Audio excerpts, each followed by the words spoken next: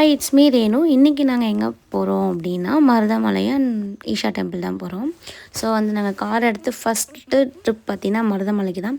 யாராச்சும் எனக்கு ரொம்ப நாளாக மருதமலைக்கு போகணுன்ற ஒரு ஆசை. ஒரு இந்த மருதமலை மாமணிய சாங், அதுக்கப்புறம் வந்து மருதமலைக்கு நீங்கள் வந்து பாருங்க அந்த சாங்லாம் இருக்கும்ல, அதையெல்லாம் கேட்டு இம்ப்ரெஸ் ஆகி மருதமலைக்கு போகணுன்னு அடம் பிடிச்சி ரொம்ப நாளாக கேட்டிருந்தேன். எங்கள் ஹஸ்பண்ட் கார் வாங்கினதுக்கப்புறம் தாங்க கூப்பிட்டு போனார். காருக்கு பூஜையெல்லாம் போட்டுட்டு போகிற வழியில் அதுக்கப்புறம் வந்து 2 பேரும் கிளம்பிட்டோம். நைட்டு ஒரு 8 o'clock கிளம்புனோம். மார்னிங் ஒரு 7 o'clockலாம் வந்து கோயம்புத்தூர் வந்து ரீச் பண்ணிவிட்டு அதுக்கப்புறம் அங்கேயே வந்து போயிட்டு கிளம்பியாச்சு. மார்னிங் போயிட்டு அங்கேயே ஒரு ரூம் எடுத்து அப்படியே ஃப்ரெஷ்அப்லாம் ஆகிட்டு அதுக்கப்புறம் வந்து நாங்கள் இங்கே பீகாக் கத்துற சவுண்ட் கேட்டு பாருங்கள் நல்லாயிருக்கும். ஃப்ரெஷ்அப் ஆகிட்டு அதுக்கப்புறம் வந்து மருதமலைக்கு சாமிக்கு பார்க்கலான்னு கிளம்பிட்டாங்க. நான் கூட ஏதோ ஒரு 200 ஸ்டெப்ஸ் தான் இருக்கும் அப்படின்னு நினச்சி ஏறிடலான்னு ஃபஸ்ட்டே ஆர்வமாக கிளம்பிட்டேன். அதுக்கப்புறம் தான் தெரியுது போக போக போக அது 500 ஸ்டெப்ஸ்ன்னு சொல்லிட்டு. எனக்கும் இந்த ஸ்டெப்ஸ் ஏறுறதுக்குலாம் ரொம்ப தூரமான ஒரு விஷயம்.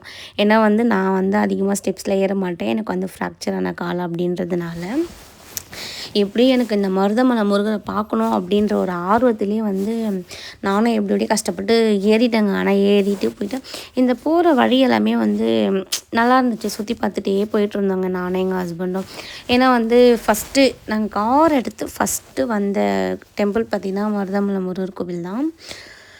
ஏன்னு தெரில, நாங்கள் நிறைய கோவிலுக்கு போவோம். அதுவும் வந்து முருகர் கோவிலில் ரொம்ப ஸ்பெஷல், அதிகமாக போயிட்டே இருக்குமா. ஸோ வந்து நம்ம அதனால் கிளம்பலாம் அப்படின்னு சொல்லிட்டு எங்கள் ஹஸ்பண்ட் வந்து ஃபஸ்ட்டு என்ன சொன்னார், கிளம்புமா அப்படின்னு சொன்னாருங்க. நாளைக்கு வெளில போகலாம் அப்படின்ட்டு. ட்ரெஸ் மட்டும் உனக்கு தேவையான எடுத்து வச்சுக்கோ. ஏன் இப்படி சொல்கிறீங்க அப்படின்னு சொல்லிட்டு கேட்கும்போது சொன்னார், நீ ரொம்ப நாளாக ஒரு இடத்துக்கு கேட்டுகிட்டே இருந்தால, நான் கூட்டிகிட்டு போகிறேன் அப்படின்னு சொன்னாங்க. ரொம்ப நாளான ஒரு இடத்துக்குனா எங்கே அப்படின்னு சொல்லிட்டு நான் என்ன சொன்னேன், சடனாக பந்திப்பூர் ஃபாரஸ்ட்டான்னு கேட்டேன். இல்லை நான் போயிருக்கேன், காரில் போகணுன்னு ரொம்ப ஆசை, ஏன்னா நம்மளோடைய காரில் போகணும் அப்படின்னு. அதுக்கப்புறம் இல்லை மருதமலைக்கான்னு கேட்கும்போது ஆமான்னு சொன்னேன். அதுக்கப்புறம் நானும் மருதமலையா அப்போவா கிளம்பலாம் அப்படின்னு சொல்லிட்டு கிளம்பிட்டேங்க. போயிட்டு ஸ்டெப்ஸ் எல்லாம் ஏறிட்டு 500 ஸ்டெப்ஸ் இல்லாமல் தனியாக அங்கேயே மேலே போகிறதுக்கு அங்கேயே ஸ்டெப்ஸு போகல. என்னால் சுத்தமாக சாப்பிடவும் இல்லையா. ஒரு கட்டத்துக்கு மேலே ஏறினதுக்கப்புறம் எனக்கு ரொம்ப மூச்சு வந்து ஒரு மாதிரி விட முடியாமல் கஷ்டமாயிடுச்சு.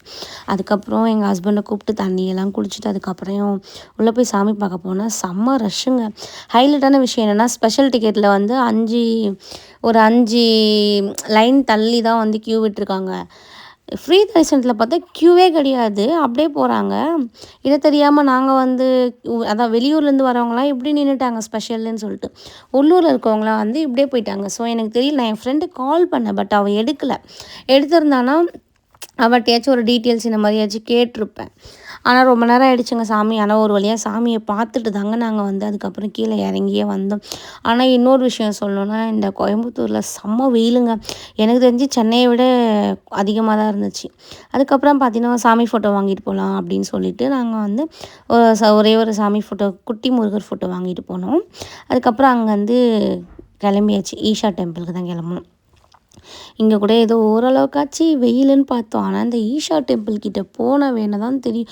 இந்த நெருப்பை எடுத்து யாராச்சும் மேலே கொட்டினா எப்படி இருக்குமோ அந்த மாதிரி இருந்துச்சுங்க. எனக்கு இந்த ஈஷா டெம்பிள் கிட்ட அப்படி தான் ஃபீல் ஆச்சு.